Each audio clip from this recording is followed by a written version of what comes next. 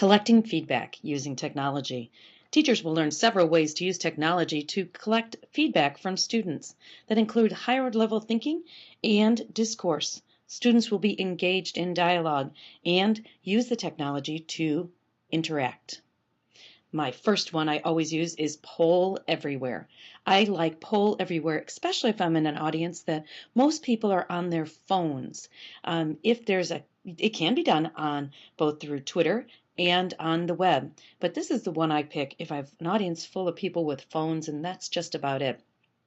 You make a free account.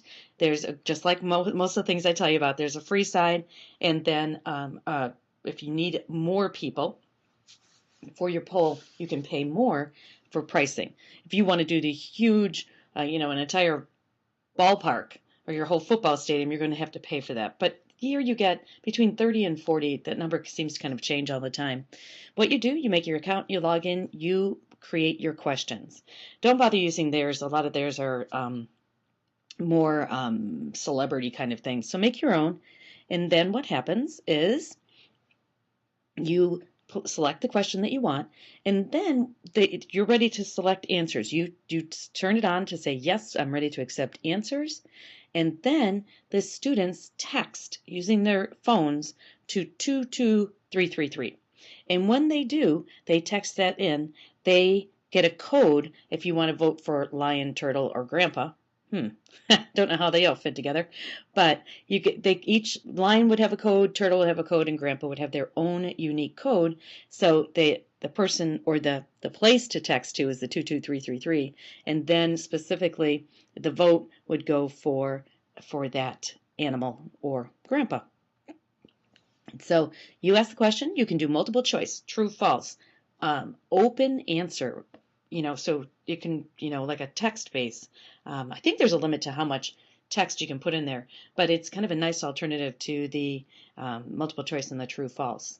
The students answer on their phone, and then responses are shown there. It also it works with PowerPoint and Keynote if you want to do that, or also on the web.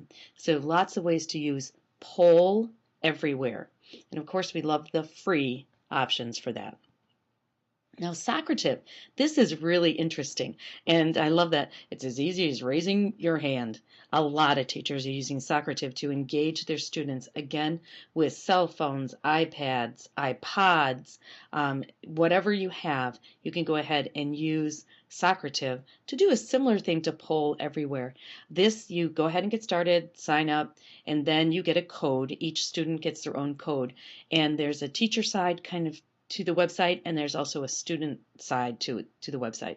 And so that's kind of nice. And teacher, go ahead and sets this up. You can use your tablet, your smartphone, your laptops, iPod touches. And once the teacher signs up, they go to one website, which is the T Socrative. The students log in at the M Socrative, but you can get to it from the home page. And once the teacher makes an account, they get the virtual room number. I like that term. And basically, it's the code. And then she gives that to the students, and the students then are connected with the teacher, with that code. And then they can start doing multiple choice, true, false, do a quick quiz, and the students are responding on their devices. And so you can see it's nice and clean and easy to use, and you can go ahead and create all different types of quizzes. The nice part about this is, let's say we're in a middle school, high school setting where students change classrooms and teachers and so on. That code is that teacher. So the next teacher could use Socrative. It would just be a different group that they would be in. There's a lot of these out there. I did a little looking around, and this one's new to me, Question Press. But when I looked at the pricing, I was like, So I'm thinking up to 35 is free. So 34 and below is free. And then you can see, but it's not that much. For 350, it's only $24. That would be $24 per teacher. So that's important to remember. Okay, now we have an app for that. There's an app for just about everything. And this is the eClicker. On the iPads or the iPods the students have, they have the client. the eClicker client. The teacher has the presenter. And I believe the client is free, but you can see there's a $15 charge for the teacher. So the app is going to be $15, but then you can bring your students in that way. It works on both the iPhone and the iPad. So for $15, you'll have to investigate if you want to go that way. All right, this is one that's a favorite of a lot of teachers and a lot of coaches. Remind 101. It gives you free, our favorite word again. You set up an account, you get that virtual code, and then you give that code to your students and their parents. Of course, any of the other ones could be used with parents also. And then you go ahead and send out your messages. So you set up your own unique name, number. The best part is you're going to send it off your cell phone or off the web. You can do either way, but they never see your cell phone number. You only stay within this Remind 101 world, but they never see your cell phone number. And then I love this. You can schedule it for later. So I could set up my whole week's worth of assignments, reminders, highlights, whatever it is, but then I can schedule them and then they'll be like time released for me. You can add files and things like that, which is really exciting. So another way that you can gather feedback from students is through the use of a Google form. That is what you're looking at now, is a Google form, and you can make all different types of questions. The key with Google Forms, if you need to know who it is, who the form is from, you've got to ask that question. Or if not, you're going to get all this data back and you won't know who it's associated with. Maybe you do want anonymous data, then you leave it off. But I just kind of point that out because I always forget on occasion. I get all this data back and I'm like, oh, forgot one key person, their name. Now, the nice part with Google Forms, this is part of Google Drive, free, Google Drive. You make the form, and the minute the person hits submit at the bottom of this form, it populates right into a spreadsheet that's also made at the same time. So you don't have to do two things. You don't have to tabulate and all that other stuff. It's done automatically for you in a spreadsheet that you can sort, print, show the summary of responses, whatever you want. Now, a lot of you are familiar with SurveyMonkey, and SurveyMonkey has a free side and a pro side. And the free side's pretty bare with, only so many questions and so on and so forth, in contrast to no limits in Google Drive. And so, it's a matter of preference. But if you've experienced SurveyMonkey, then Google Forms will be no problem for you. Okay, then we have our iPhone and our iPad. There's a lot of options that more than even that what we just saw. This is what eClicker, the $15 app, will look like on both devices. So you can kind of see that. But another one that's real big is Nearpod. Hard time saying that one, Nearpod. And as you can see, there's a teacher view and then there's a student view.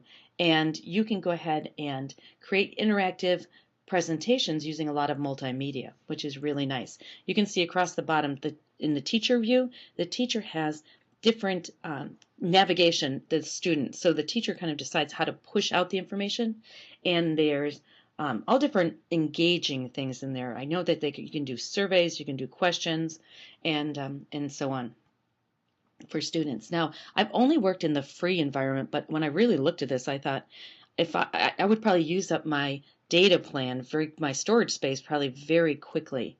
And so I was like, And then the other thing too is 30 per session. Most of us won't have more than 30 in the classroom, but look, you might want to go up to the 50. So like everything else, I always just like to point out the ones that do have pricing associated with them, because I've only used the silver and I like it. You really need two devices to kind of play with it when you first get started, but I really liked it. All right, now let's say that you want to project from your iPad or your iPhone, some iPhones, not all of them. The Reflector app sits on your computer, and then what happens is your devices can hook to it through what is called AirPlay. That's the icon you're looking for, is the AirPlay icon.